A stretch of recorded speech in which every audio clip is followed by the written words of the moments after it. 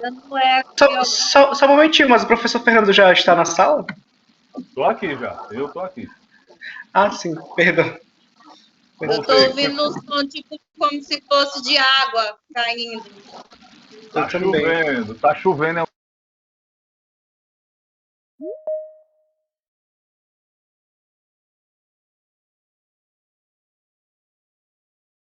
Boa tarde a todos. Dando início à nossa palestra do curso Teoria Geral da Constituição, com o tema O Surgimento de Sistemas Constitucionais Transacionais na Solução de Conflitos como resposta para a ineficácia da Constituição Política dos Estados Nacionais, tendo como palestrante o professor mestre Luiz Bragança. Em seguida, teremos a participação dos debatedores Andresa Ferreira e José Rocha Neto, seguindo com o espaço para que o professor palestrante responda as perguntas do público. Informamos aos participantes, o chat do Teams encontra-se aberto para as dúvidas que serão repassadas ao professor. Também enviaremos o link para confirmar a presença pelo chat, então fiquem atentos. Nesse momento, apresento a vocês o nosso palestrante da tarde, o Luiz Bruno Lisboa de Bragaça Ferro, que é graduado em Direito pela Universidade Tiradentes, é especialista em Direito e Processo do Trabalho pela Universidade Castelo Branco, é mestre em Direito Econômico e Socioambiental pela PUC, Paraná, e é doutorando em Direito Público pela Universidade do Vale dos Sinos, Rio Grande do Sul. Além disso, também é professor efetivo do curso de Direito da Universidade Federal, advogado e pesquisador.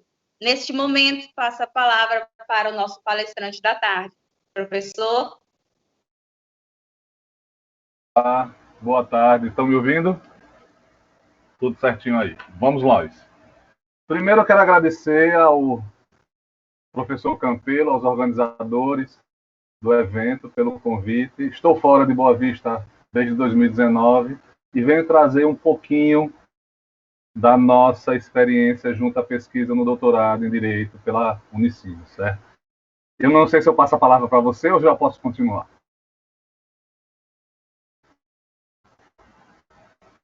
Não estou ouvindo, não. Professor. Posso continuar já? Pode continuar. Pronto, então vamos nós, gente. Como eu havia falado no início, vocês viram até agora, durante essas semanas desse curso, muito interessante, promovido pelo professor Campelo, as regras da teoria constitucional. Agora que vocês já são meninos crescidinhos, que já viram tudo, vamos passar a teoria crítica. Vamos passar a crítica em si do direito constitucional. Agora deixa eu ver aqui onde é que eu faço de novo para entrar e mostrar meus slides. Mostrar configurações do dispositivo, não é isso? Não, não é isso. É qual mesma ação é... Modo Vai na setinha, professor. Oi? Na setinha. Na setinha. Desculpa, eu fui nas configurações. Pronto. Está aqui, compartilhar. Não é isso? Vamos ver se vocês conseguem ver aí agora. Estão vendo o meu slide? Estão vendo? Sim, professor. Sim, professor. Tudo certinho, né? Então, Sim. senhores, vamos ao seguinte problema, a seguinte situação. Por que o direito constitucional não consegue solucionar todos os conflitos dentro de uma sociedade? Por que a sociedade não consegue ser vista pelo direito constitucional, por aquela Constituição que é criada naquele momento?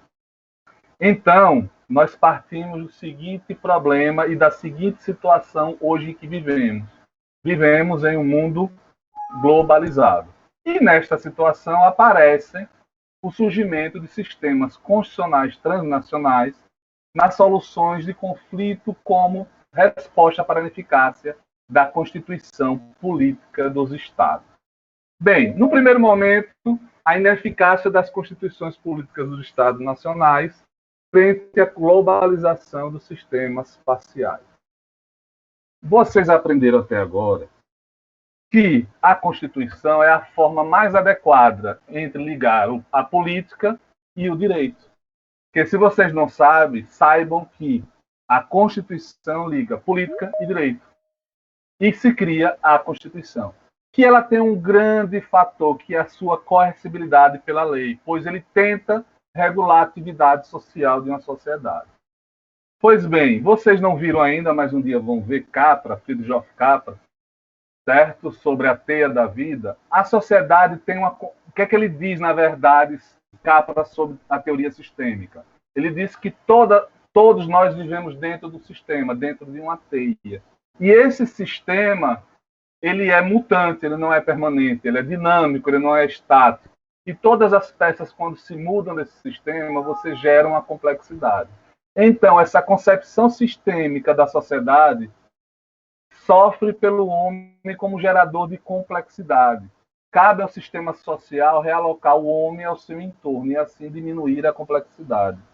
Essa complexidade passa a existir a partir do momento quando o homem entra na fase da razão, quando ele vem lá do iluminismo, no renascimento, ele passa a criar complexidade dentro dessa modernidade. E essa modernidade, essa complexidade gera o conflito entre diversos entes do sistema. Entenda o sistema como o homem branco, o homem negro, a pessoa indígena, todas as partes da sociedade são partes de um sistema. E todo sistema ele é parcial e ele tem uma relação entre si. O problema dessa complexidade são os conflitos entre esses entes do sistema, junto com a modernidade líquida, como Zygmunt Bauman fala. O que é modernidade líquida? A sociedade ela deve ser vista como um líquido, com uma viscosidade na qual ela se modifica, se adequa, se molda naquele momento. E aí, por que eu estou falando isso? Porque naquele momento em que uma Constituição foi criada, na ligação entre o direito e a política, nem sempre ele consegue representar, refletir todos os sistemas parciais de uma sociedade, todos os grupos daquela sociedade. Por isso que a indagação, será que a Constituição política hoje consegue, através dos Estados nacionais, resolver conflitos e incluir todos em uma sociedade? Pois bem, isso também gerado pela dinamicidade das relações sociais e sua complexidade. Porque se você olhar o direito constitucional como uma mera ligação entre direito e política e ver numa visão positivista kelsiniana de que o direito, a lei se desloca da sociedade no momento da sua criação, você vai esquecer a pluralidade da sociedade, você vai esquecer os paradoxos. Por quê? Porque as facetas, todos os sistemas sociais não vão ser representados naquela Constituição. Então, se a Constituição já é o reflexo do direito da política, atuando como ligação, e ele tenta representar todos os sistemas, mas tem um grande problema que a Constituição hoje não consegue avançar, o que é a globalização. Porque a Constituição, como vocês viram, enormes juristas, nação, Estado, Constituição, território, ou seja, nós ainda estamos arraigados a uma constitucionalização política tradicional em que está preso apenas ao território. Com a globalização, esta Constituição dos Estados nacionais gera conflito com sistemas globais espaciais, como economia, ciência, religião, que procuram cada vez mais, pelas suas práticas, se constitucionalizar. Como assim, professor? O que são esses sistemas globais parciais? A gente vai ver mais na frente que são os agentes transnacionais, que conseguem ultrapassar barreiras dos territórios e impulsionar a lei interna de um país. Guarde isso. Então, esses sistemas globais conseguem comprovar que não necessitam do Estado nacional, pois possuem processos jurídicos e políticos genuínos que substituem as relações tradicionais de poder. O que são relações tradicionais de poder? Vocês aprenderam até agora que a Constituição é a ligação do direito com a política. Só que a política é através de uma relação tradicional de poder. Então, no momento em que uma Constituição é feita, está impregnada dessa relação tradicional de poder que exclui determinadas partes da sociedade. E esses sistemas globais, eles conseguem, mesmo sem uma lei do Estado, impor, regular, transformar, criar normas e códigos de conduta e muitas das vezes solucionar problemas que a Constituição não consegue. Só para vocês terem um exemplo, se você pegar o código de conduta da Microsoft, em inglês, você entrar na internet, vão ter regras de condutas lá que diz não ao trabalho escravo, não à discriminação de cor, raça, opção sexual, religião, não a isso, não aquilo. Essas regras de condutas, que são determinadas por esses atores, esses sistemas globais, conseguem muitas das vezes fazer com que aquele direito seja cumprido do que uma Constituição Nacional que diz que todos são iguais perante a lei, mas tem gente morrendo porque tem opção sexual diferente da minha. Tem gente morrendo porque é negro. Tem gente morrendo porque é imigrante. E por que dentro de uma empresa isso existe? Isso se consegue regular não só uma empresa como um ator transnacional, mas como as ONGs e tudo mais. É esse o ponto que eu estou levantando. Mas vamos continuando. Os Estados nacionais, e aí é onde entra o conflito, querem gerar e obrigar os sistemas globais parciais no mundo inteiro, dentro dos estados, se amarrar apenas ao território e esquecer do que é globalização. Então, assim, os sistemas sociais globais autônomos sofrem para obter sua autonomia em geral. Por quê? Porque os estados nacionais, ainda arraigados às relações de poder da política e do direito, formam e tentam impor a esses sistemas a coercibilidade da lei. E aí eu pergunto a vocês, sabem o que é o Estatuto do Torcedor? Se não sabem, regula o torcedor dentro dos estádios brasileiros. Dos estádios brasileiros. E diz que é proibido beber bebida alcoólica nos estádios. É uma lei federal. E aí a dona FIFA não é Estado, não tem coercibilidade, não tem o poder da lei, não tem o poder do direito, disse que ia vender Budweiser, que eu fui para a semifinal do Brasil, aquele 7-1 miserável, estava lá em Belo Horizonte. Poderia vender bebida alcoólica e iria vender. E o Estado brasileiro abaixou a cabeça e aceitou um ferimento legal. Por quê? Porque a sua Constituição, o seu ato de constitucionalizar e determinar a lei, não funcionou. Para vocês terem uma ideia de como a coisa é, a ONU hoje tem 198 países. A FIFA tem 210 afiliados. A FIFA tem mais gente do que a ONU afiliada. Então, para você ver e ter uma ideia que esses sistemas espaciais globais, esses atores transnacionais, conseguem regrar coisas que a lei e o direito tradicional que vocês viram até agora da Constituição não conseguem. Então, continuando, mesmo com a fundação desse sistema ser operacionalmente de forma fechada, a princípio depende do símbolo da fronteira, dependendo apenas dos meios de comunicação para sua funcionalidade. Mas, infelizmente, sua constitucionalização jurídica ainda depende dos Estados nacionais. Pergunto a vocês, quem nunca comprou no Mercado Livre, chegou o produto destruído ou estragado, devolveu e o dinheiro foi entregue? Isso foi porque a lei determina? Não. Isso foi porque as partes praticantes daquele sistema parcial, Mercado Livre, criaram regras nominativas e obrigatórias ausentes que, se o produto não for entregue de maneira adequada, será devolvido. Não é porque o Código de Defesa do Consumidor disse que podia, não. É porque eles criaram isso. Então, aí surge essa normatização desses sistemas parciais. E nesse caminho, então, o paradoxo se apresenta, porque a Constituição Política, ao mesmo tempo, dá ou tenta dar juridicidade aos sistemas globais espaciais, eles limitam eles às fronteiras do território, impedindo sua plenitude. De um lado, os sistemas sociais espaciais globais não tem vinculação do território. Do outro, as constituições políticas são vinculadas ao território e aos códigos sistêmicos. O que eu quero, antes de continuar, que vocês entendam, quando eu falo a palavra constitucionalizar, não compreenda como criar uma constituição tradicional política. Quando eu falo constitucionalizar, que o sistema parcial, social, transnacional constitucionaliza, ele cria regras comuns de obrigação entre as partes, como se fosse uma Constituição tradicional, mas não igual a ela.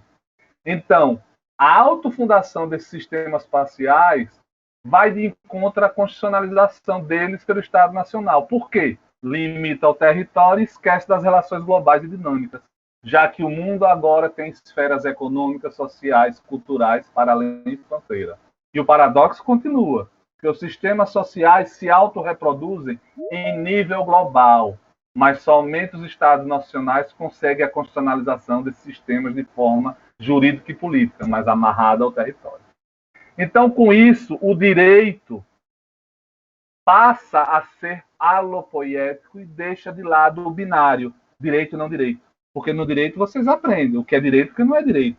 Você não tem um escape para uma relação interdisciplinar a priori. Eu espero que os outros colegas, a gente sempre discute isso nas reuniões de conselho, nós temos que tratar o direito de maneira interligada com tudo. Mas, em regra, o direito, o que é direito e o que não é direito. Então, ele deixa de ser autopoético e passa a ser alopoético. O que é autopoético, o que é alopoético, professor? Um sistema autopoético é aquele em que as relações dos elementos constitutivos desse sistema ideal se relacionam e o seu resultado se autoalimenta dentro do sistema. O sistema alopoético, ele recebe influências de fora daquele sistema fechado e não gera mais resultados que possam autoalimentar o sistema. Ou seja, o sistema deixa de ser direito e passa a ser outra coisa. Então, com essa globalização, com esses sistemas parciais globais realizando regras no sentido inglês de rules, de regras não no sentido de norma, de lei, mas regras no sentido de conduta, de códigos de conduta, influencia o direito que deixa de ser o que é direito e o que não é direito. Ele começa a receber influência de outros sistemas, da economia, da economia, da biologia, de vários outros ramos da ciência que vão gerar no direito certas reflexões e certas mudanças. E aí a grande impulsionadora disso tudo se chama internet. Por quê? Porque os sistemas parciais globais, que futuramente, já mais na frente a gente vai ver, vão se constitucionalizar, eles têm um acelerador chamado internet. Por quê? É um sistema de comunicação cada vez maior e mais rápido. Propicia uma autonomia maior dos sistemas globais, gerando validade a seus atos, buscando uma constitucionalização fora das fontes do direito tradicional e cria uma hierarquia legislativa. Então, assim, novos sujeitos constitucionais devem se apresentar para realizar essa constitucionalização global dos sistemas parciais, no lugar dos Estados nacionais, porque os Estados estão fadados a não conseguir solucionar todos os problemas, pois eles não conseguem, os Estados, absorver influências e pressões da globalização dinâmica, e assim não refletem todas as facções sociais, através de sua Constituição política. Ou seja, a Constituição ela não consegue ser dinâmica como é a relação dentro do sistema parcial. Nesse segundo ponto, nós temos o processo de constitucionalização dos sistemas parciais globais frente à dogmática do direito constitucionalizante atual. Novos desafios legitimadores. Como é que eu vou legitimar essa constitucionalização dessas práticas desses sistemas globais? Bem, inicialmente se parte da ideia de que a solução deste problema seria o direito internacional com a criação de uma Constituição global. Isso é uma ideia de Habermas, em que as partes, dentro de uma sociedade mundial, ficariam sob o manto de uma única Constituição, o ideal iniciado ali na ONU.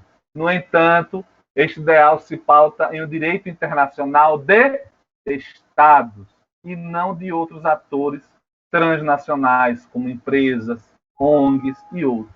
O que é que eu quero dizer com isso?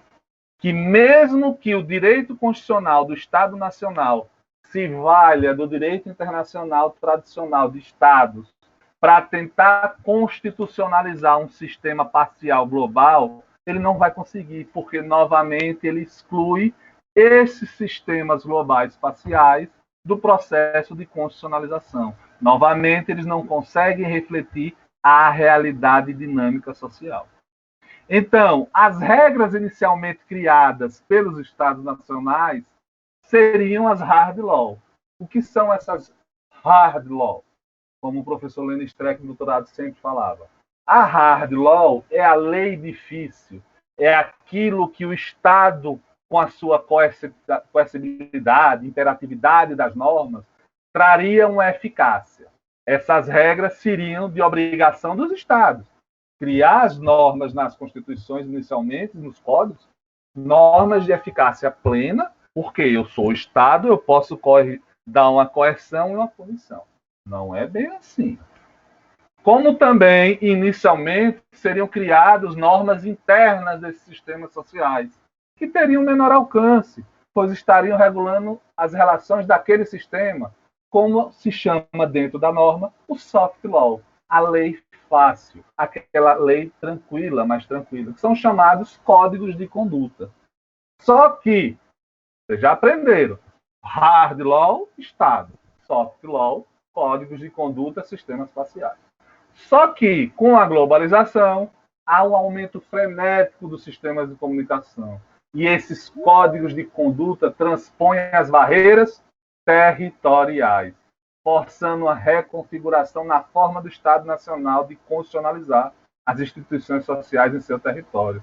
Mas em nível transnacional, onde não há presença estatal, a praxis entre eles e a aceitação das partes cumprem este papel. É o que eu disse no início. Esses códigos de conduta das grandes empresas transnacionais, das ONGs, das OMCs, OMS, isso transpõe barreiras, transpõe a necessidade de um tratado internacional. O tratado internacional tenta diminuir a importância da Constituição para poder que um Estado se relacione com o outro. Só que o tratado internacional, de novo, não consegue ver esse sistema global parcial que está criando códigos de conduta. Então, estes códigos de conduta, mesmo com o condão de soft law, conseguem, mesmo sem vinculação da constitucionalização do Estado nacional, modificar as relações entre empresas nacionais e atores coletivos, substituindo o contrato no lugar da lei, as redes de relação no lugar da comunidade política, o interesse no lugar do território. Só para dar um exemplo para vocês entenderem, eu fui advogado aqui em Aracaju, antes de ir para Boa Vista 2015, de uma rede multinacional chamada Seconsud, que é chilena. Ela comprou vários supermercados, redes mercadistas grandes do país, uma parte do Bom Preço e tudo mais. Ou seja, é chilena, não é brasileira. É transnacional porque está em todos os países. E no código de conduta dele diz que aqueles revendedores ou fornecedores de produtos que tiverem trabalho infantil, eles não serão mais aceitos em nenhuma das empresas. Tem lá dizendo que aqueles que não trabalharem com ética na solução de problemas serão dispostos da empresa. Ou seja, cria normas. Vocês estão entendendo como é a situação? Então, esses códigos de conduta estão se elevando de uma forma tão grande pela sua eficácia que consegue impor sua efetividade e cumprimento, mesmo inicialmente sendo soft law, e mesmo sem ter seu pontão de validade tradicional, ou seja, norma só é norma se advém do Estado político. Mas ele consegue ser eficaz. Mas ele muda o paradigma. Direito como sanção não é mais ideal dentro das relações da empresa além fronteiras. Eu não posso punir um ato sem haver uma discussão dentro do sistema parcial sobre aquela prática. Então, a efetividade desses códigos se inverte a situação. O Estado Nacional não consegue impor sua hard law. O Brasil não deixou, não obrigou a FIFA a não vender bebida nos estados. Vendeu. Pois não representa a sociedade em sua plenitude. e esquece o global, passando o Estado a ser soft law. E os atores dos sistemas globais passam a criar hard law, com maior efetividade, eficácia e cumprimento de regras definitivas. Assim, os códigos de conduta possuem validade jurídica pelos seguintes motivos: realizam um hierárquico normativo, pois são validados pela vinculação das partes, desde o nível primário, secundário, formam-se princípios de constituição originária como intermediário pela regulação e fiscalização do cumprimento das regras. E no nível inferior determina as diretrizes comportamentais da parte, como também as práticas entre as partes sob um código de conduta consegue gerar normatizações constitucionais próprias, julgam os comportamentos da parte pela equidade, transparência e eficiência. No entanto, em sede de direito internacional, como eu havia dito, os Estados criam meros impulsos, como na ONU, pois apenas setores parciais daquela sociedade estão sendo representados. E aí, o que é que a gente vê até agora? Que a Constituição política, no seu modelo tradicional, não consegue englobar todos os sistemas sociais parciais na sociedade, seja no ramo interno de um país ou no ramo transnacional, entre um país e outro. E aqui não tem, mas depois vocês puderem olhar, dê uma lida sobre as cadeias de valores das empresas transnacionais. O que é que as empresas transnacionais estão fazendo agora? Por exemplo, a produção de um produto nocivo ao meio ambiente vai ser produzido no Brasil, porque a norma ambiental é fraca ou não está sendo cumprida. Outra parte da produção daquele produto será feita na Argentina, pois a norma é mais benéfica. Ou seja, o que eu quero dizer, a cadeia global de produção está sendo fatiada de acordo com a norma local para poder chegar ao objetivo das transnacionais, que é o lucro maior, sem problema. Você tem uma ideia de como a gente tem que sair da caixinha e entender como hoje o mundo é interligado. Pois bem, a constitucionalização global dos sistemas espaciais, um desafio jurídico. Então, como é que eu vou constitucionalizar de forma global essas regras criadas pelos sistemas espaciais? Bem, lança-se esse desafio porque essa constitucionalização dos sistemas espaciais sociais possui cada um sua peculiaridade. E qual é o direito em que você consegue, dentro de qualquer sistema parcial, verificar que ele é constitucionalizante? Direitos humanos. Então, pode-se elencar 5 critérios se os direitos humanos têm ou não qualidade constitucionalizante dentro dos sistemas globais. Primeiro, se eles limitam a soberania dos Estados. Segundo, se eles formam um catálogo de valores fundamentais universalmente vinculantes. Terceiro, se eles estabelecem uma hierarquia normativa, na qual o direito superior coercitivo tem preferência em relação ao direito simples. Se eles são apenas dispositivos programáticos, mas de direito internacional positivo de nível hierárquico constitucional. E se no plano da dogmática constitucional eles conseguem criar bases argumentativas. Ou seja, se o sistema global parcial, para que ele possa ser constitucionalizado de maneira uniforme no mundo, seria necessário perpassar pelos direitos humanos. Mas isso se torna difícil pelas peculiaridades. Então, os efeitos dessa constitucionalização global nos sistemas nacionais seriam o quê? Primeiro, no início a gente aprende que os Estados nacionais tentam receber as demandas da sociedade e normatizar. No entanto, não conseguem fazer porque não conseguem representar toda a sociedade. A consequência é uma tensão entre os sistemas sociais parciais no mundo e a política constitucional dentro do Estado, com o rompimento total dessa constitucionalidade, sendo substituída por fragmentos constitucionais, ou seja, a plenitude constitucional dos Estados nacionais deixa de existir. Ou seja, a Constituição da República Federativa Brasileira, ela não consegue solucionar ou representar todos os sistemas no país. Então, a motivação disto é causada pela proliferação rápida de regulamentos que estabelece regimes diferentes, com conteúdos específicos para regimes globais e sistemas parciais, indo contra a autonomia local e regional do Estado, como eu falei, a FIFA de 2014. Com isso, o resultado destas tensões entre o público e o privado, nacional e global, são formados por fragmentos de Commonwealth, que faz desaparecer a dicotomia categórica entre o que é universal e relativo. E assim como Teubner, Gunther Teubner, que é um dos fundamentos do nosso livro, além de Luhmann e outros, fala que no mar de uma globalidade formam-se ilhas de constitucionalidade. Por quê? Um constitucional tradicional não consegue representar toda a globalidade. Então, a nova realidade constitucional se caracteriza pela coexistência de ordens independentes, tanto as estatais quanto as instituições sociais autônomas. O que, com o acoplamento estrutural de Luhmann, que é a teoria sistêmica social de Luhmann, entre político e o direito através da Constituição do Estado Nacional, não se aplica mais no plano global. Por quê? O sistema deixa de ser autopoético, como eu falei, passando para ser alopoético.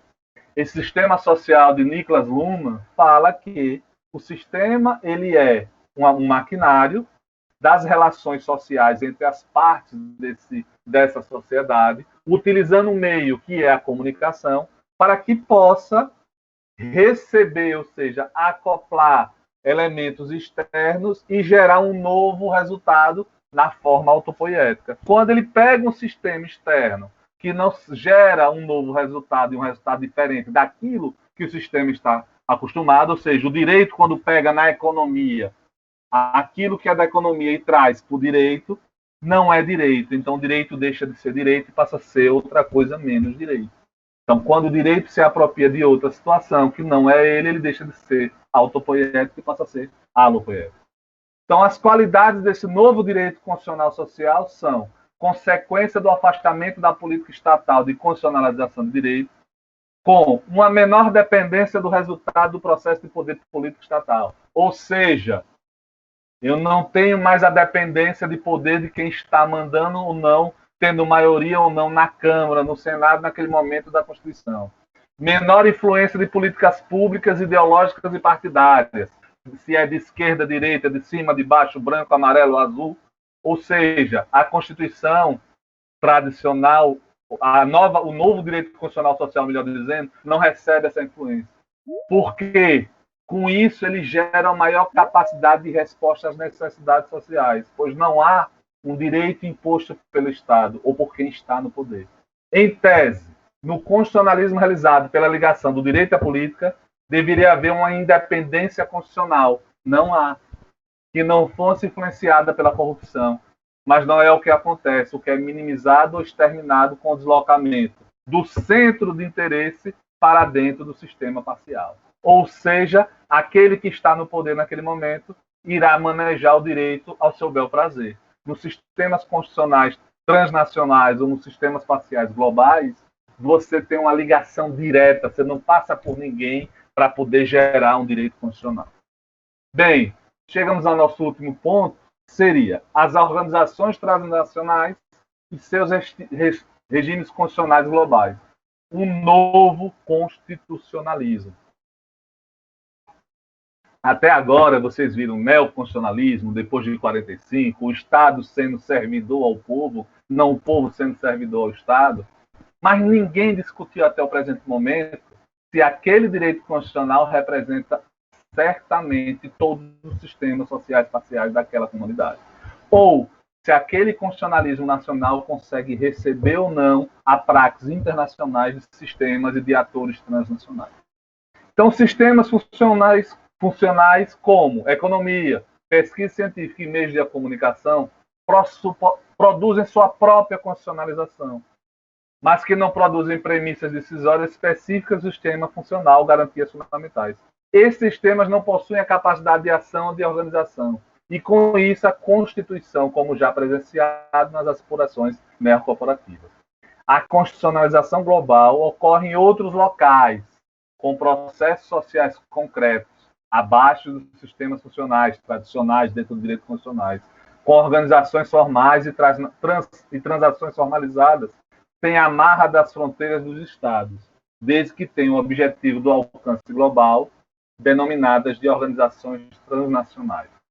Estas organizações transnacionais são compostas pelas organizações internacionais do mundo dos Estados, União Europeia, Mercosul, empresas multinacionais, Coca-Cola, Google, Microsoft, e, por fim, organizações não governamentais, WWF, Médicos Sem Fronteiras. O fundamento de validade dessas organizações transnacionais de constitucionalizar suas próprias regras são independentes de tratados internacionais ou no âmbito da autonomia privada, mas tem a característica comum pela tendência de autoconstitucionalização, com a emancipação do consenso dos seus fundadores. Exemplo disso, a Organização Mundial do Comércio, que teve sua constitucionalização baseada na jurisdição de resolução de conflitos, através de simples painéis de arbitragem de conflitos comerciais, se tornaram genuínos tribunais, com ampla competência decisória e hierárquica, impondo estas decisões tanto na ordem privada quanto depois na pública. Também na adoção do princípio da nação mais favorecida, na prevalência das formas comerciais. Ou seja, não precisou do Estado como trazido na figura de um ente necessário a uma relação transnacional para resolver o problema.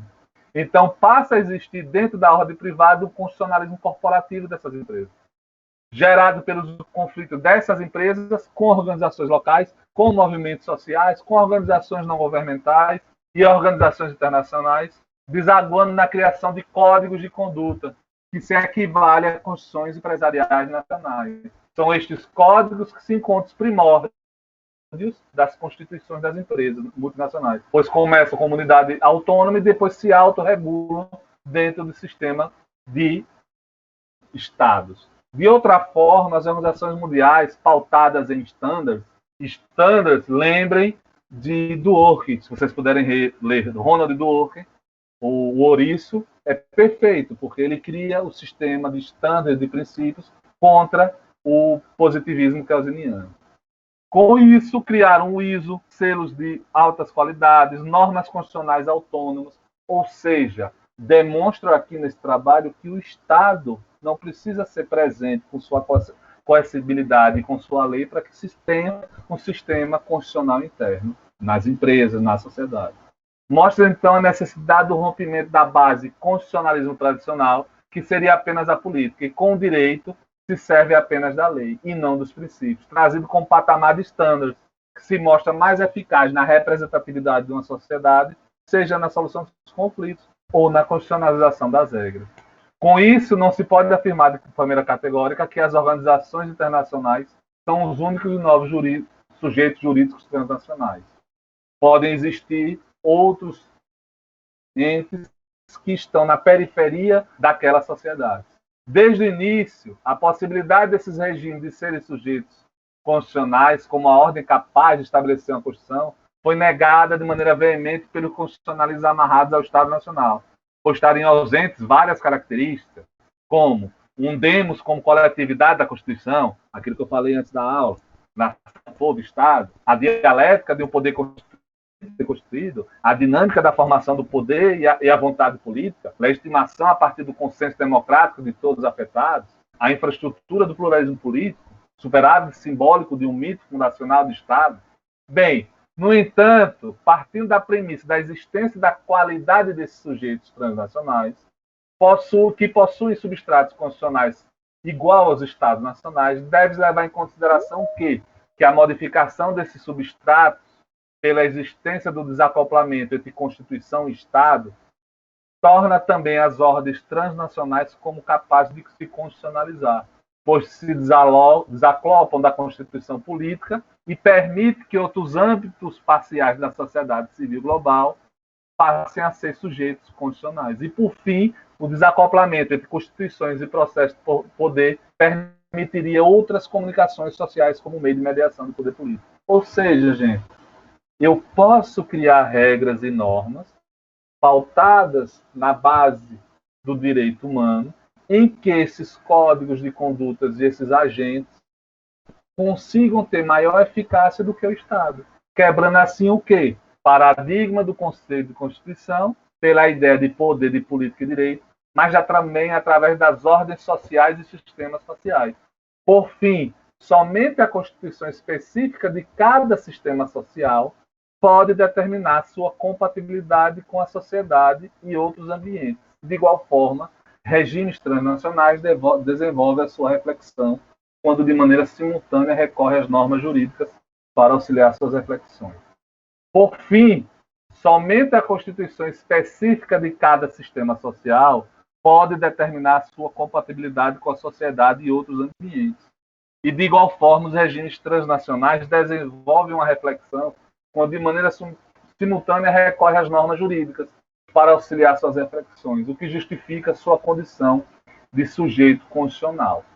Então, em breves considerações finais, nós temos a problemática do constitucionalismo tradicional, porque não consegue representar toda a sociedade, e que a ligação do direito à política através da Constituição são tão legítimos, mas que são corrompidos pelas relações de poder da política e seus detentores, e aí não consegue representar todos.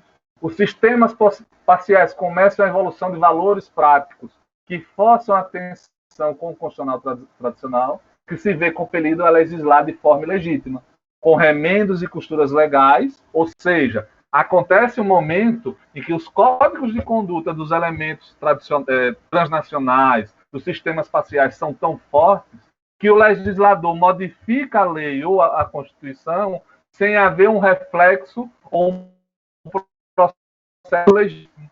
Esse fato gera uma inversão de valores, como eu havia dito, pois agora o Estado Nacional faz soft law, sistemas parciais, os códigos de condutas, criam hard law, se firmando com mais eficiência. Outro ponto é a confusão constitucional e a globalização, que, através dos aspectos tecnológicos, aceleram e exponenciam as relações dos sistemas parciais, pois eles vão além da territorialidade. É este o avanço. Eu posso negociar com alguém na China. E as leis criadas entre eu e o produtor que está na China, vendendo a bugiganga pelo Shopee, não foram criadas pelo Estado brasileiro e nem pelo Estado chinês. Foram criadas pelas práticas dentro do sistema chamado internet. E aí você quebra o paradigma de que a Constituição está arraigada a um território. Não está. A Constituição está arraigada aos valores sociais daqueles sistemas que se interrelacionam. E, de igual forma, os regimes transnacionais se apresentam como sujeitos constitucionais baseados na ideia de inexistência de fronteiras, de não preenchimento obrigatório da vaga do constitucionalizador, porque eu só posso fazer Constituição no poder constituinte originário derivado, mas sim de uma identidade coletiva, que o direito constitucional tradicional não consegue representar toda a coletividade.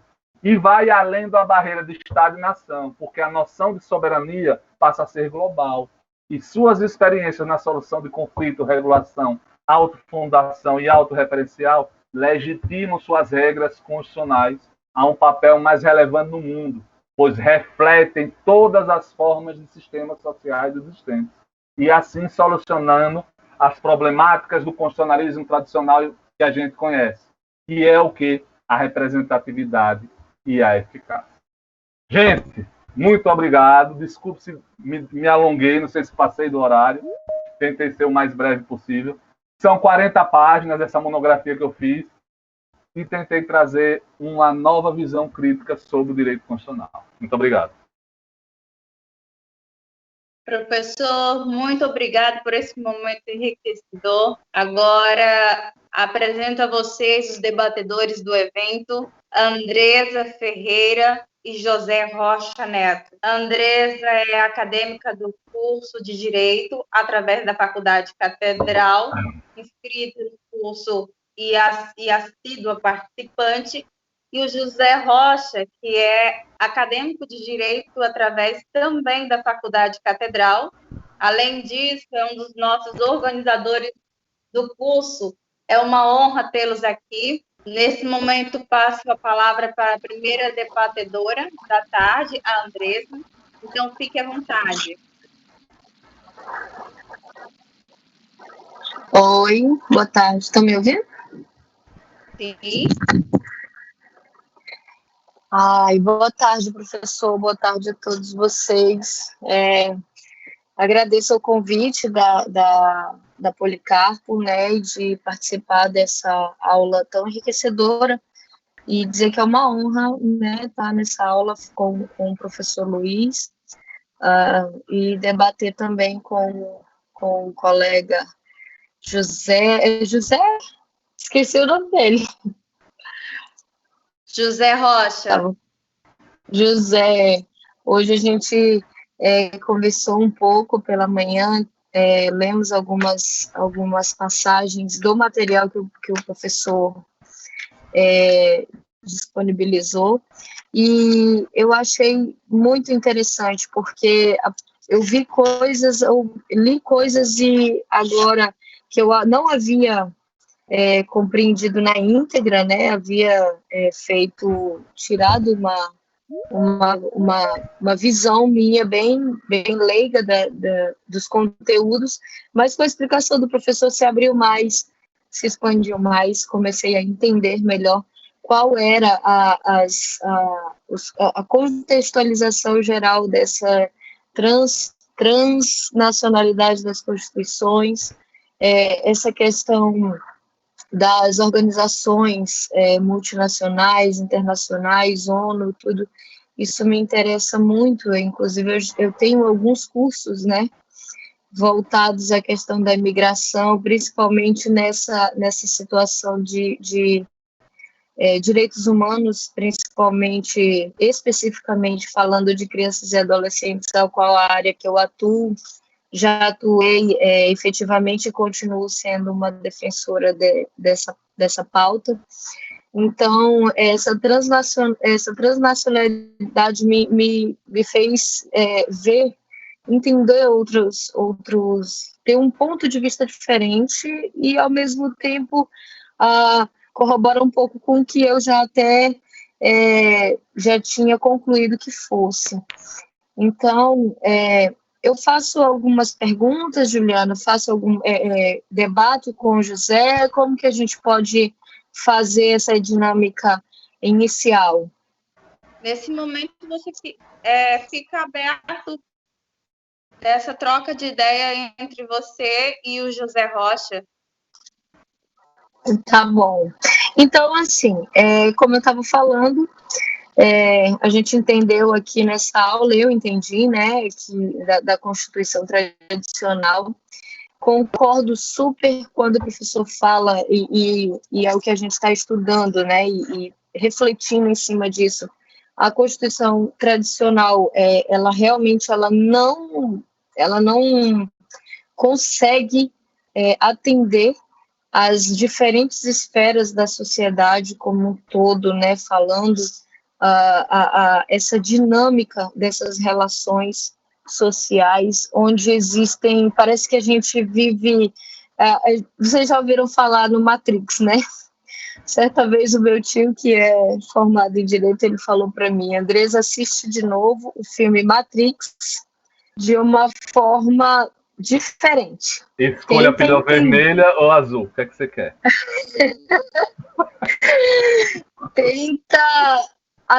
Eu já assisti milhares de vezes porque eu gosto de ficção, de filmes de ação e tal, mas eu já tive uma matéria chamada Direito de Cinema, viu? Eu vou até quando voltar, vou optar aí. Pois é, aí ele disse para mim, assiste de novo com um olhar, assiste de novo com um olhar político e um olhar de Estado de Direito, que aí vai entender algumas coisas, e a gente vive, de fato, em uma Matrix, né?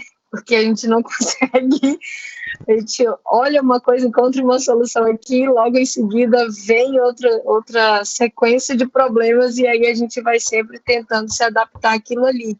Mas parecia que a gente vive a Constituição tradicional, no meu ponto de vista, que eu vejo, até comentei isso mais cedo com um colega que vai debater comigo agora, eu falei para ele que a Constituição, ela não atende, né, essa gama da sociedade, parece que dá um direito e descobre outro, ou descobre, não sei bem como posso colocar, fazer minha colocação, mas é mais ou menos nesse sentido. Eu dou com uma mão e tiro com a outra. Cobre um santo e descobre outro. Isso. Também entendo muito assim que a nossa Constituição ela é muito complexa. Até anotei aqui, enquanto o senhor falava, eu dava umas rabiscadas aqui. Aí eu coloquei meio assim, com essa teoria, poderíamos afirmar que isso gera margens para interpretações universais equivocadas, né, na tentativa de mudar a Constituição de qualquer forma, de qualquer maneira, até a força. Já visto aí muitas das coisas que a gente vem acompanhando aí no cenário nacional com relação ao próprio STF, de dar margens interpretativas para qualquer coisa. Então, isso também já foi falado em aulas anteriores aqui do próprio curso. Então, isso faz com que sempre a gente esteja, assim, revendo, rememorando, aplicando onde a gente vê que dá para aplicar. Onde que eu aplico isso aqui? Será que nessa situação específica eu tenho como aplicar isso aqui?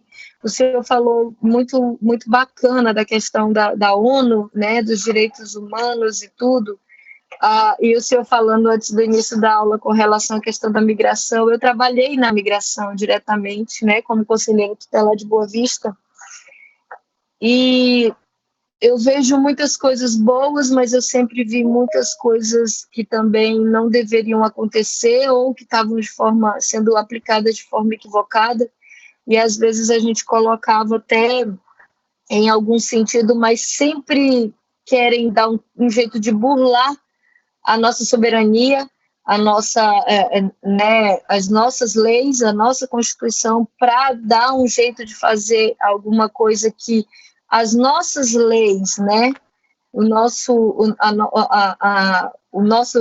hard law, ele impõe, né, mas que o soft law deles dá um jeito de contrapor. Então, eu sempre ficava muito nessa discussão mas a Constituição diz isso. Mas o direito internacional a gente pode fazer isso, então eu sempre eu olho muito assim, não é que eu comparo, mas eu faço uma comparação, né, da nossa Constituição, que nós já temos várias Você quer um constituições. conselho para tirar essa dúvida e para todo mundo? Leia Sim. Immanuel Kant, A Paz Perpétua. A minha tese é sobre direito cosmopolita e os migrantes venezuelanos. Você vai entender Immanuel Kant. A Paz Perpétua. A Paz Perpétua. Já. Você vai entender o que é um direito cosmopolita e o que é soberania. Sim. Pode ir. Uhum. André, pode falar. Desculpa. Eu gostaria de saber se o José Rocha, ele tem alguma coisa ainda para debater com você nesse momento? Opa, José. Boa tarde. Eu peço que se atentem ao tempo, por gentileza. Os senhores Quanto tempo a gente tem? Só para lembrar que Nós já excedemos o tempo, mas podemos ainda mais 5 minutos. Para dar tempo das perguntas. No final de tudo, eu quero dar umas palavrinhas rapidinho. Me escutam? Sim. Posso falar? Sim. Tá bom. Boa tarde, professor Luiz, boa tarde, Andressa. Obrigado, né? Primeiramente, obrigado, Mauro, pelo convite. Olhe também por ter feito o convite. Realmente é um tema que eu nunca tinha pegado, né? Nunca parei para ler. Então foi um desafio, né? Eu comecei alguns dias atrás e excelentes dicas. Só um momento, José, tem algum microfone ligado dando interferência?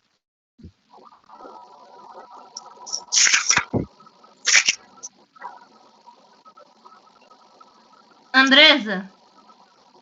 Oi. Eu acho que o seu microfone está ligado. Teria como momentaneamente desligá-lo para José expor as ideias? E enfim, né, para a gente não ficar aqui enrolando muito, eu vou ser breve, né? Então, pelo que eu estudei um pouco aqui, pelo que eu li, eu acho que eu tenho que começar primeiro por um conceito, né? E o que é Constituição? Segundo Canotilho, Constituição é um documento escrito que visa limitar o poder estatal, né? E visa garantir os direitos fundamentais de todo ser humano aqui na ordem jurídica, né? Então, partindo dessa premissa, a gente também tem que ver o que é transnacionais, né? Porque é onde embasa toda essa ideia, né? Que o senhor veio trazendo, professor. E transnacionais, né? Trans é um prefixo, falando questões de gramática, né? É um prefixo que visa ser além de, né? E além de nação, além nacional, além de nacional, né? Então, partindo dessa ideia, e tudo isso que foi discutido agora, é que todos esses documentos, como o senhor bem trouxe, né, da questão da FIFA, é que é um documento escrito que visa limitar também certas questões e garantir direitos de pessoas, né? E é como se a gente trouxesse também, como o senhor falou, professor, da questão do direito, ele sempre está interligado, né? E aí, nesse momento, quando a FIFA passou a vigorar aqui dentro, a sua Constituição passou a limitar regras, passou a vigorar, né? Então, é como se fosse a pirâmide de Hans Kelsen, né? A Constituição da FIFA passou a revogar o estatuto do... Não, tem um cabo e um soldado lá em cima. Não? Pois é. Ele revogou o estatuto lá do torcedor, né? E aí todo mundo pôde beber Budweiser, né? Então, trazendo a questão do Teubner, né? Teubner. Ele Gunther Teubner. Oi? Gunther Teubner. Isso. Ele visa trazer a questão mais de um ponto de vista sociológico, né? Um ponto de vista de que dentro das relações sociais, da dinâmica social, é que com o passar também da Constituição liberal, né, que visa trazer as liberdades analíticas, as liberdades individuais, foi feito uma cortina de fumaça. E ninguém percebeu que tudo isso estava trazendo uma nova questão de dialética, né? Uma nova dialética para o mundo jurídico. E foi nessa cortina de fumaça das liberdades individuais que começou a criar autoconstituições. Como o senhor bem falou, constituições ilhadas, né? Cada uma tem um tipo de constituição. Então, a globalização, e ainda mais agora com a internet, trouxe essas autoconstituições, que são... o novo passou aquela constituição contemporânea, e agora estamos tendo uma nova ideia de constitucionalismo, né? Então, eu acho que era tudo isso que eu tinha para falar, professor. Muito obrigado por dar esse momento. Agradeço a todos do Canja e vou continuar estudando. Professor, se o senhor quiser me enviar essa monografia, eu vou ficar muito agradecido para ler. Depois eu quero a palavrinha aí. Eu não sei como é essa palavrinha. Professor, a palavra é sua, professor. Deixa eu só falar o seguinte. A menina anterior foi a Juliana, né? Andresa. Desculpe, Andresa.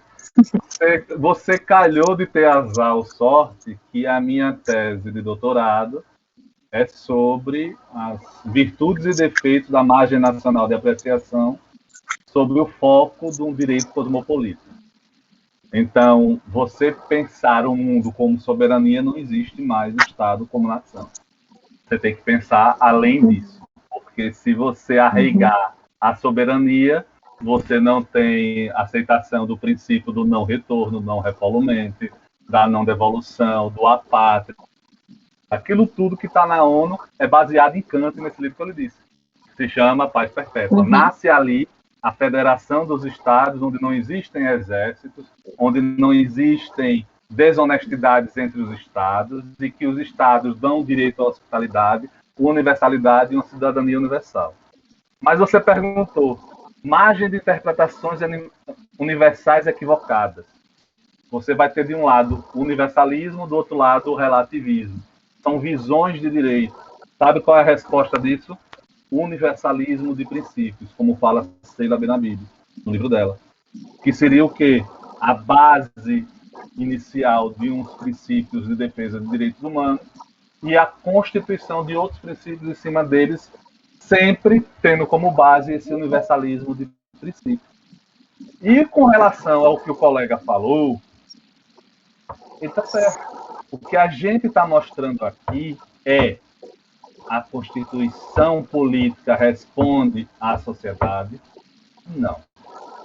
Como é que eu aceito uma FIFA constitucionalizar dentro do país, revogar uma lei federal e permitir bebida dentro dos estados? Ou, ao mesmo tempo, como é que eu consigo, por uma norma de conduta da Coca-Cola, no país chamado Zâmbia, em que não fala sobre trabalho escravo, proibir o trabalho escravo e não aceitar nas suas fábricas que não seja o trabalhador com todos os direitos, mesmo não tendo a lei? São esses questionamentos que eu trago nessa monografia, que foi da matéria do professor Leonel Severo, lá no doutorado. Como eu consigo ter uma constitucionalização para além fronteiras, uma eficácia 1000 vezes melhor do que a própria Constituição, jogando no lixo, de novo, Kelsen, porque qual é o problema da teoria pura do direito, gente? A teoria pura do direito é boa até criar a lei. Depois que cria a lei, ela é ruim. Por quê? Porque ela não acompanha a dinâmica social. Leve isso para a mudança, né, professor? Exatamente. Leve isso para a Constituição. Então, se a Constituição política não representa todas as facetas do Estado, ou da sociedade, aliás, e o que é, quando eu falo sistema parciais, eu estou falando sistema parciais, é o seu condomínio onde você mora, é aquela comunidade do Chão Preto, é a comunidade não sei da onde, é a organização civil dali, ou seja, são sistemas parciais que não conseguem se ver representados na Constituição e que criam entre eles, ou dentro deles, normas e regulamentos que chegam a um ponto tão grande de eficácia que não necessitam do Estado mais para se autorregular. Quando eu falo do mercado livre... Posso fazer uma pergunta? Diga, posso fazer. Eu li, né, no artigo que o senhor mandou, em que sentido seriam, se o senhor pudesse contextualizar, em que sentido seriam as constituições próprias, né? Porque tem um artigo lá que o senhor mandou para a gente dar uma lida do... É o livro do Teubner. Teubner, tá. Então, qual seria o significado dessas constituições próprias? É nesse sentido do que o senhor está explicando agora? Vou dar um exemplo para você. Vamos lá. Você, na sua casa, mora, um exemplo, com seus pais, certo? E seus pais criam as seguintes regras. Não dormir depois das 10, não tomar café depois das 8, não sair tal hora. Ele cria o quê? Regras. Esse sistema parcial é a sua família, que criam aquelas regras e que muitas das vezes estas regras, pelas práticas sociais entre os entes que estão naquele sistema, que são práticas, é o dia a dia, é o negócio jurídico, é a relação social, criam essas regras, não é regras no sentido lei, que vocês têm que entender na cabecinha de vocês que lei é lei, regra é regra, norma é norma. Norma é norma. A teoria pura de direito de Kelsen fala que a norma é uma propositura jurídica do reflexo da sociedade, em que o direito cria a lei e, após criar, corta o cordão umbilical da ligação com a sociedade. É por isso que a lei não segue a dinâmica. Professor, tem um amigo meu que ele fala o seguinte, democracia lá fora, aqui dentro quem manda sou eu, o meu sistema. É ditadura, é a minha norma, é a minha ditadura interna aqui, né? Mas o que eu quero... Só corrigindo, a sua colocação é que essas regrinhas aí que o senhor citou do meu sistema aqui é eu com meus filhos. Eu coloco isso tudo para eles e eu explico. Olha, essas regras são para que a gente consiga conviver aqui, quando a mamãe não estiver em casa, vocês darem seguimento para a mamãe, mesmo sem a mamãe estar. Então, vocês têm que colaborar nisso, tem que fazer assim. Por exemplo, eu vou dar um exemplo para você. O que está acontecendo com esse meio globalizado com a internet? Por exemplo, o que é que está acontecendo? Digamos que João foi no Novo Tempo fazer uma compra e ao chegar lá, porque ele estava com a camisa rasgada, ele foi discriminado pelo atendente, chamado de pobre, de miserável. Isso tudo foi filmado e jogado na internet. Certo? Suponhamos, hipoteticamente, que não exista lei. Existe a moral, existe a regra. Então, a moral diz que, independente da condição econômica, homem é homem. Homem é homem, ser humano é ser humano. Todos são merecedores de respeito, como dizia José Tomás Aquino. Isso lá em 1500. Santo Tomás de Aquino, em 1500. Aí me diga, caiu na internet, virou meme, ou como vocês dizem o nome, virou, todo mundo está vendo. Aí, aquele supermercado, Bom Tempo, vai criar uma norma de conduta, vai punir aquele funcionário e ninguém mais vai ser discriminado. Ou, se for discriminado, a norma será a dispensa. Você está entendendo o que eu quero dizer? Que são as relações sociais dentro daquele sistema parcial que vai constitucionalizar. Quando eu falo a palavra constitucionalizar, eu estou falando a palavra solidificar. Eu estou falando a palavra definir. Eu estou falando a palavra delimitar. Então, quando uma empresa, uma Coca-Cola, determina uma regra num país que não é lei, mas ela faz, você está tendo um sistema parcial global, um ator transnacional, modificando legislação interna. Ou vice-versa, para o mal também. Para o mal também. Digamos que a Exxon Valdez, que é a maior poluidora do mundo, quer abrir no Brasil um poço de petróleo. Mas para abrir no Brasil um poço de petróleo aí em Boa Vista, tem que dizer na lei que as atitudes da Exxon Valdez não interromperão, não cumprirão crime ambiental. Porque é a norma dela. Aí vem o Estado, que deveria ser do hard law, é influenciado por esse sistema também do lado ruim e modifica a lei. Quantas e quantas vezes o regime especial tributário da FIFA, gente? As atividades da FIFA no Brasil na Copa de 14 não pagaram R$1 de imposto.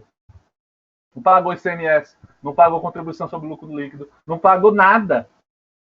Para você ver como o sistema global parcial, através de um ator transnacionais que é FIFA, no qual 210 países são filiados, ao invés dos 198 da ONU, conseguiu, no Estado soberano, pautado numa constitucionalização tradicional de sentimento de povo, nação e Estado, que vocês veem isso e ouvem todo dia, batendo igual a martelo, o concurso para a OAB, consegue modificar o Código Tributário para não pagar imposto desse. Permitir bebida disso. Aí eu pergunto, como é que eles conseguiram isso? Por que eles conseguiram isso? Porque a força normatizante desta instituição advém das práticas internas e da aceitação das partes de suas normas. Porque todos os componentes se sentem representados. Então, a questão está, o direito constitucional tradicional consegue representar todos os sistemas parciais sociais de cada sociedade? Não. Mas eles conseguem, através de entidades ou através deles próprios, criar regras, condutas e constitucionalizar normas sem precisar do Estado, da coercitividade da lei, da imperatividade do Estado e da punição do Estado. Como é que você consegue que a máfia tenha eficácia? Porque a máfia italiana funcionou. Não estou falando do lado de matar nem nada. Mas por que as partes obedecem? Porque as partes se sentem representadas. É esse sentido de se ver representado. Eu adoro um autor chamado Paul Ricoeur, O Justo. Ele escreve sobre um livro chamado O Justo.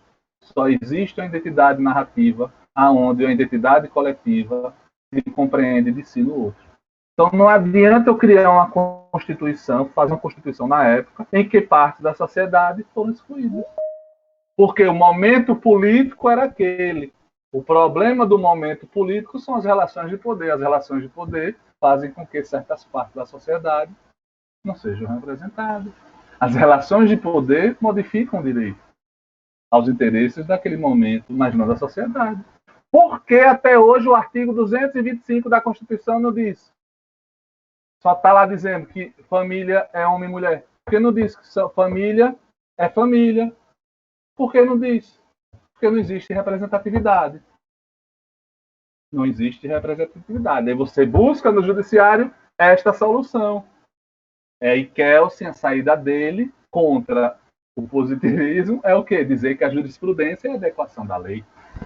Mas aí já era. Por quê? Porque na jurisprudência nós temos uma grande pimenta dentro dele que se chama o homem político. Professor? Mas deixa eu falar, depois discute. Vai lá. Desculpa lhe interromper. Não, tá certíssimo, eu falo demais. Mas mesmo assim, muito obrigada. Agradeço aos debatedores, Andressa Ferreira e José Rocha Neto, como o senhor também. Nesse momento, temos um momento agora, um momento de perguntas. Para quem passa a palavra, Cainã Vitória Almeida, do Nascimento, que irá repassar as perguntas feitas no chat. Cainã. Muito boa tarde a todos. Muito boa tarde, professor Luiz Bruno. Obrigado. Me chamo Cainã Vitória e eu fiquei responsável pelas perguntas e devido à pouca quantidade de tempo, vamos até apenas a 2 perguntas. Professor, quanto ao soft land, ou seja, as regras de conduta, passam a retroagir quanto aos direitos humanos? Certo.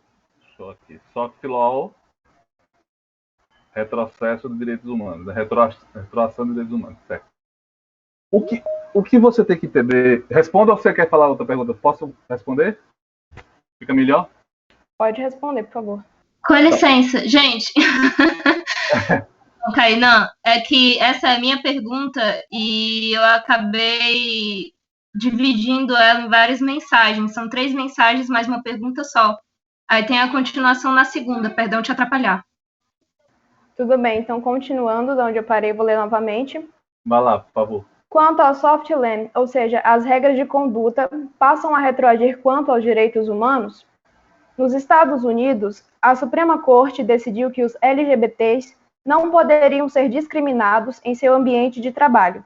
Ao invés de diminuir os casos, as empresas passaram a não contratar os LGBTs, com medo de responderem por alguma discriminação. Nesses casos, como poderíamos interpretar essa situação conforme o conteúdo apresentado pelo senhor? Pronto, vamos lá. Primeiro, você tem que distinguir o soft law do hard law. Quando eu falo soft law, eu estou falando do direito que regula situações simples, situações em que não necessitaria do Estado como mão firme da coercitividade, da imperatividade. Então seria o estatuto de um condomínio, seria uma regra interna de uma empresa, uma conduta interna de uma empresa. O que a gente tem que entender como hard law é aquilo onde as tutelas defendidas são mais graves quando são violadas. Direito à vida, direito à saúde. Então a Constituição serviria para isso. Mas você tem o direito à saúde e você tem gente morrendo na pandemia. Você tem o direito à saúde, à vida, mas tem gente morrendo só porque é negro na rua, no lugar errado, na hora errada. O que eu quero dizer quando o soft law ele é feito como código, através do código de conduta, são diretrizes normativas. E aí onde está? O soft law, quando criado pelas empresas dentro do código de conduta, como qualquer outra lei, ela tem que passar por dentro de preceitos de direitos humanos. Então, eu não posso permitir no código de conduta, até porque, se nós formos por campo da moral e da ética, não é permissível um código de conduta que tem lá. É proibido gay na empresa. É proibido negro na empresa. É permitido chamar o negro de macaco, ou vice-versa. Você não pode ter isso porque você vai de encontro ao preceito da sociedade. Sociedade se entenda como um todo, empresa ou não. Então, o soft law retroage à proteção dos direitos humanos? Não. Ele nasce já pensando na proteção dos direitos humanos. Primeiro ponto. Então, os códigos de conduta das empresas, quando eu botei no trabalho, eles são influenciados dos sistemas globais, ou as empresas, são influenciados pela relação desses sistemas faciais com os atores coletivos. Então, quando uma empresa, uma Coca-Cola, está comprando a água mineral daquela restinga, e lá do lado tem uma comunidade quilombola, ele vai ter que dizer que, dentro do código de conduta, para retirar a água, não pode destruir determinado conteúdo cultural daquela comunidade. Não precisava a lei dizer, mas ele vai fazer, por quê? Porque aquela comunidade quilombola já entrou em contato com a Coca-Cola, e a Coca-Cola, para evitar maiores problemas, mesmo que não tenha lei, cria o código de conduta. E nos Estados Unidos, fala sobre a discriminação do pessoal LGBT. O grande problema nessa situação é que isso aqui, se você pegar o julgado, eu não me lembro o nome do caso, quem contra quem, mas se você pegar o julgado lá na common law deles, isso aqui já existe como código de conduta na maioria das empresas. Certo? Na maioria das empresas, como código de conduta, não haver discriminação por opção sexual. Então, assim, a empresa deixar de contratar, e aí é o que entra o X da questão, deixar de contratar o pessoal LGBT para não ter problema de discriminação, aí você pode dizer, e agora, professor, será que eu preciso do Estado? Aí agora você precisa. Porque aí o código de conduta da empresa não está servindo mais de sistema constitucionalizante, e aí você precisa da imparcialidade, da imperatividade, da coercibilidade, vide os deficientes físicos nas empresas. É uma maneira de você incluir. O que eu sempre digo, fico com raiva do povo que fala, não é porque a lei diz que eu tenho que botar o deficiente físico que o cara vai chegar lá e vai se encostar, como diz no bom português. Não. Vai entrar o deficiente físico, mas ele vai ter as competências que ele vai ter que fazer. Se não fizer bem feito, vai para a rua, chama outro. E assim vai indo. E muita gente acha que o sistema de cota é para beneficiar, não, é para incluir. Porque quando você separa a cota, você está deixando ele sendo o melhor daquele que ele é igual. E aí você continua pela meritocracia, só que somente daquele que é igual. Você bota o deficiente para trabalhar, como cota obrigatória, beleza, não é porque ele é deficiente que ele vai ficar lá sem fazer nada e você cumprir na cota. Ele vai ter que trabalhar. Se não trabalhar, rua. Então, assim, existem situações, claro que existem situações em que a gente vai precisar do Estado. Porque o Estado é coercitivo. Só que aí vem a situação do tipo do Estado em que a lei está inserida. Aquilo que você já sabe, da common law, da civil law, aquilo que vocês já sabem, do Estado mais intervencionista, menos intervencionista. O que se deve ter é universalismo de princípios. O que se deve ter é a base inicial dos direitos humanos e, em cima dele, discutir as concessões de direitos. Se você não tiver esse universalismo de princípio, você não vai ter um avanço dentro da repercussão em toda a sociedade. Cai minha caneta. Tá certo, muito obrigada. Muito esclarecedora as suas respostas. A próxima pergunta é sobre os direitos cosmopolitas e transnacionais. A soberania nacional é mera convenção? Pronto. Eu acho que é da menina que ela gostou de Kant. Bem, o que é soberania? Soberania. Soberania é uma norma criada para que a gente possa ter uma relação do Tratado de Westfália, que foi o tratado inicial do direito internacional, em que se criava a figura do Estado como nós conhecemos, o tradicional direito internacional como nós conhecemos, que são as relações dos Estados. ONU, OMC. O que existe hoje é que não existe mais Estado se relacionando com Estado. Existem outros atores que têm poderes muito maiores do que muitos Estados e que imprimem regras naqueles Estados. O direito cosmopolita, como eu falei, ele parte do ideal kantiano, que é o ideal kantiano da paz perpétua. Você não tem um Estado, não é necessário ter um exército, porque o Estado trabalha com honestidade em relação a outro, não vai haver invasão. Você tem um direito de visita, você recebe as pessoas em seu Estado, independente ou não da sua condição. Você tem um direito à hospitalidade. E o que eu busco dentro da minha tese, que é a cidadania universal. É um direito de ser tratado igual. Ou seja, a colega não trabalha na migração? Trabalha. Eu não precisaria do Estatuto do Imigrante, de uma lei de imigrante, para tratar o venezuelano aqui de igual direito ao brasileiro. Direito à educação, saúde, moradia. Por que eu não precisaria disso?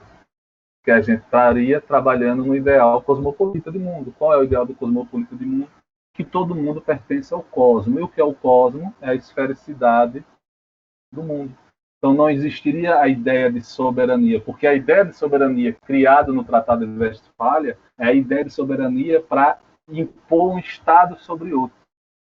E aí, mais à frente, você tem que trabalhar com a ideia da empatia.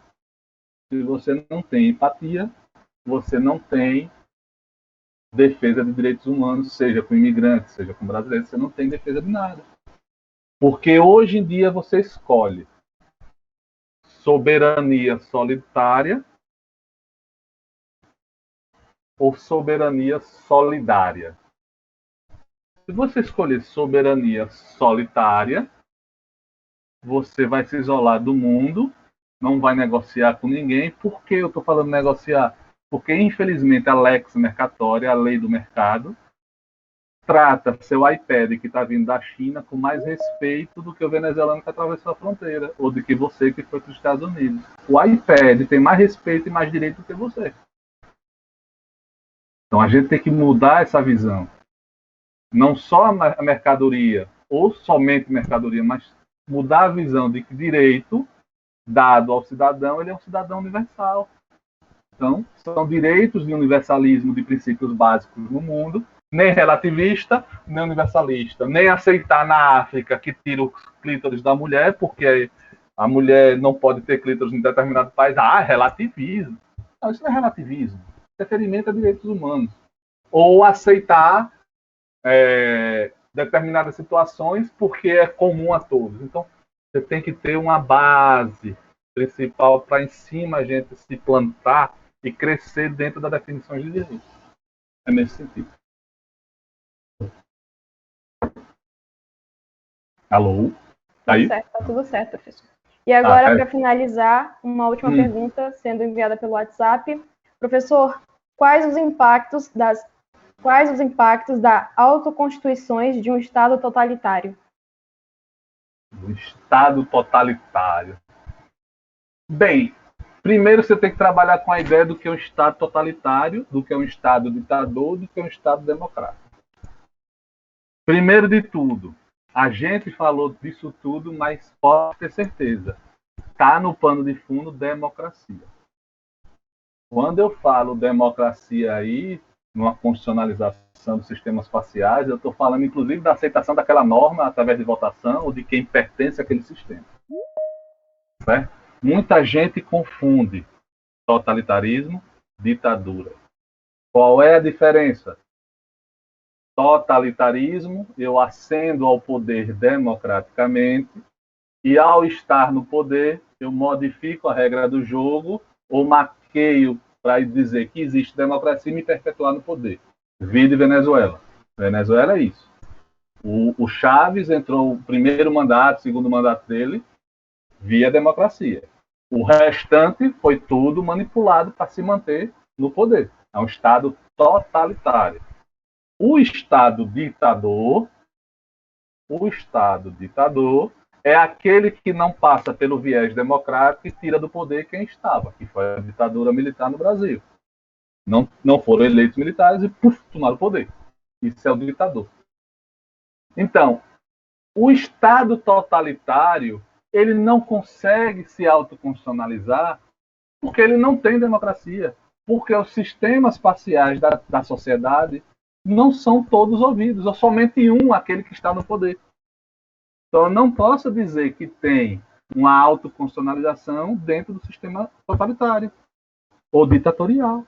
Eu só vou ter esse sistema constitucionalizador dentro do sistema democrático. Por quê? Porque eu posso permitir os sindicatos, eu posso permitir as organizações civis, OAB, ONU. Ou seja, eu permito dentro do sistema democrático que certos sistemas parciais se unam para serem vistos. As associações de profissão, associação de bairro. O que é associação de bairro? Por exemplo, é um sistema parcial. Os moradores do bairro se reúnem, criam aquela associação e, às vezes, criam regras que não têm nada a ver com a lei, mas que lá dentro do bairro são feitas. Eu não estou aqui dizendo que, por exemplo, Comando Vermelho e PCC criam regras e devem ser aceitas, não. Por que lá não deve ser aceita? Porque lá não tem a defesa dos direitos humanos. Lá não tem a liberdade de autonomia. Por quê? Você aceita a regra, você não morre. Eu estou falando do sistema social onde permeia a democracia, onde permeia a liberdade de discussão e onde permeia a aceitação ou não daquela pessoa que faz parte, daquele ente que faz parte daquele sistema social. Então, não existe constitucionalização dentro do sistema totalitário ou ditatorial. Tem que haver democracia. Se não há democracia, não há aceitação livre, consentida e autônoma das partes dentro do sistema social. Muito obrigada, professor. Muito esclarecedor. Passo a palavra agora para a Júlia. Obrigada, Kainan.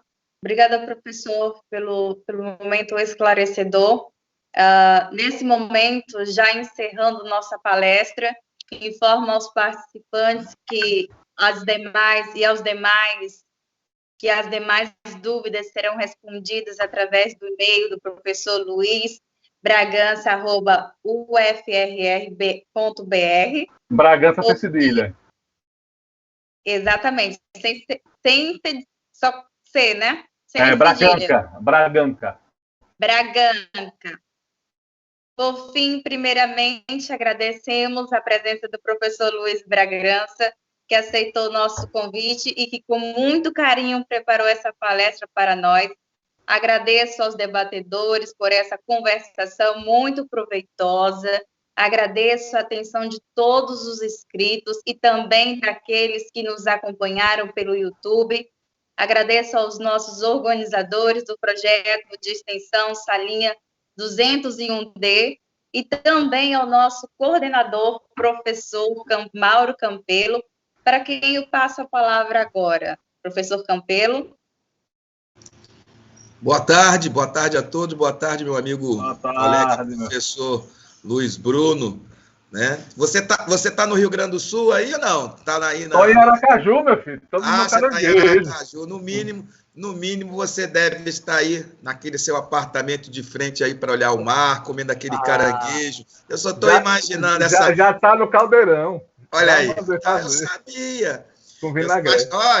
Mas você tem o compromisso de também, você e o professor Gustavo, quando vierem aqui, né, passar aqui, trazer o isoporzinho com o caranguejo. Caranguejo e camarão a R$25. Deixa Também. Mas, professor Luiz Bruno, quero lhe agradecer imensamente em nome da organização do projeto de extensão universitária do nosso Instituto de Ciência Jurídica, né, do qual você faz parte ativamente. Está licenciado justamente porque está aí, concluindo já a fase do seu doutoramento, né? Isso vai enriquecer muito mais a nossa universidade. Nós vamos ter aqui o nosso instituto, mais um professor doutor. Vamos abrir nosso mestrado, com fé em Deus. Isso também. E Sim, aí vem os outros sonhos, né? Os outros pensamentos, né, do nosso instituto, mestrado, pós-graduação também lato sensu, enfim. E o que é o principal, professor Luiz Bruno, que é essa qualificação, né, para que a gente possa estar aprofundando os temas com os acadêmicos do curso de Direito e nesses cursos e palestras que nós fazemos aí como forma de extensão universitária, como é esse projeto que engloba não só os acadêmicos da Universidade Federal, mas como de todas as outras universidades, não só de Roraima, mas praticamente do Brasil todo. Então, eu fico muito feliz com a sua participação, você prontamente aceitou, você prontamente já tinha até o tema, né? Eu achei muito legal isso, que quando eu coloquei lá no site dos professores, você foi um dos primeiros, né? Já queria saber o dia e o horário, se pudesse saía dali já fazendo a palestra, né? Isso mostra, né, o carinho e a sua vocação, né, pelo magistério. Ser professor é isso, estar sempre à disposição dos alunos, né, seja para pesquisa, seja para o ensino, seja para... Até ser psicólogo. Também, né, para orientar, ser conselheiro, né, o professor faz essa parte também, passar a sua experiência. E aí, Luiz Bruno, foi muito bom você colocar, que eu quero reafirmar aqui e parabenizar aí agora a organização do Canja, por essa nova linha, ou uma nova ação que eles criaram, que é, Luiz Bruno, quando são as aulas magnas, que aí pertence ao projeto mais chamado Canja com Direito, nós temos aulas magnas todo o mês. Uma vez por mês nós temos aula magna. Nós vamos ter agora de abril, que daqui a pouco a Júlia e a Maria Policarpo irão anunciar. Nós temos uma já marcada para esse mês de abril. Já fica aqui um convite futuramente, né, para você também falar numa palestra maior, que é a aula magna, né, com debatedores, são professores também que nós convidamos. Então, veja já um tema aí para o futuro, já para o segundo semestre.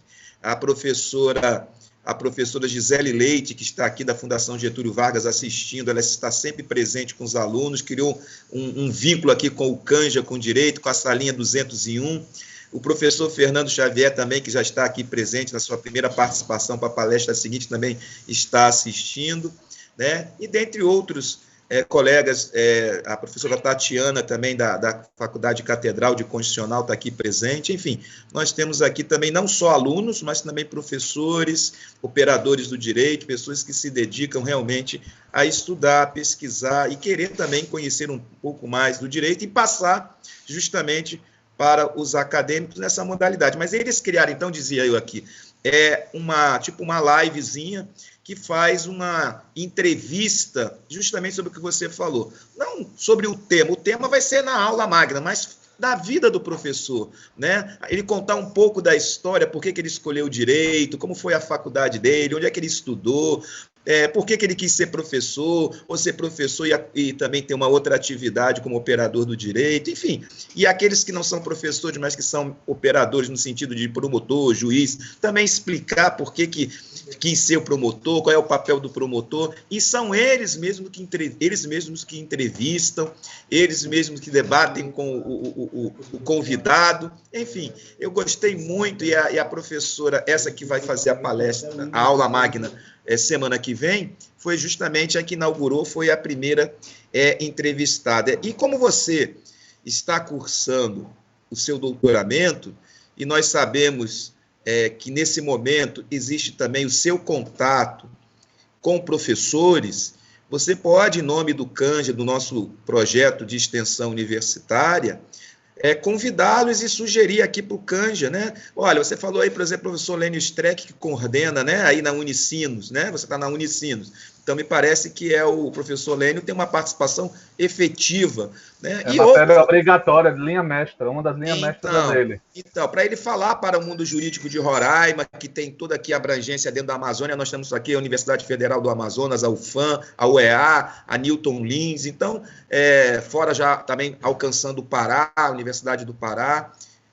Então, fica já essa ideia, né, para que você possa... ir com ele. E aí também em Sergipe, né, dos seus professores da faculdade, aqueles que você tenha contato e que sabe que tirarão o seu tempo, né, de um sábado para estar aqui, ou de uma noite de quinta-feira, que a gente geralmente faz essas aulas magnas também nas quintas-feiras à noite, que possam estar colaborando com os nossos acadêmicos, especialmente do Norte e daqui do nosso estado, do estado de Roraima. Então, eu quero lhe agradecer do fundo do coração, né, você ter disponibilizado. Eu sempre falo para os alunos, todos aqui são 0800, né, não só eles que estão atendendo os colegas, preparando tudo, mas também os professores que estão também, veja, o professor Luiz Bruno parou os seus estudos, nas suas pesquisas, para poder justamente trazer já informações, né, suas ideias e também aquilo que está dentro da linha de pesquisa dele, da tese que ele irá em breve, e nós desejamos sucesso na defesa aí da sua tese, e que você volte com esse título de doutor para engrandecer muito mais o nosso curso aqui da Universidade Federal. Ou implantar o direito cosmopolita. Isso, o nosso Instituto de Ciência Jurídica. Muito bem, é isso aí. Então, eu devolvo a palavra à organização, eu acho que é a Juliana, né? A Júlia que está com a palavra, então passo a palavra, devolvo a palavra para a Júlia. Um forte abraço para você, na sua esposa, que eu sei que ela também está aí sempre ao seu lado, assistindo e torcendo por você nas suas vitórias. Ela já é doutora, já está comendo caranguejo, já tem que estudar ainda. Então ela já pode estar fazendo o caranguejo enquanto você está estudando aí, ó. Você que não pode. Agora eu entendi, você tá aproveitando o caranguejo que ela fez, isso sim, né? Tá bom, Luiz, um grande abraço para você. Um abraço. Nesse momento, encerramos aqui. Obrigada a todos. Nos vemos após o intervalo. Fiquem atentos à lista de frequência que já será postada no chat. Muito obrigada a presença de todos.